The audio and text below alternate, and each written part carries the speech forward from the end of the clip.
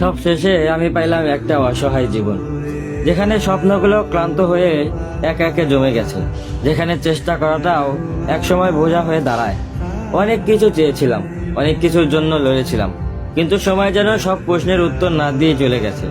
এখন আর অভিযোগ করার শক্তি নেই, কারণ বুঝে গেছি সবকিছুর জবাব হয় না। কিছু কষ্ট নীরবেই বুকে জমে থাকে, কিছু হারানো শুধু দীর্ঘশ্বাস হয়ে ফিরে আসে। আর নীরবতাই ধীরে ধীরে আমার ভাষা হয়ে উঠেছে। এই জীবনে আর জয় পরাজয়ের হিসাব করি না, কারণ শেষ পর্যন্ত আফসোসকে সঙ্গী করে নিতে হয়েছে। মেনে নেওয়া ছাড়া আর কোনো পথ বাকি নেই। এই অসহায়তাই এখন আমার বাস্তবতা, এই মেনে নেওয়াটাই আমার বেঁচে থাকার কারণ।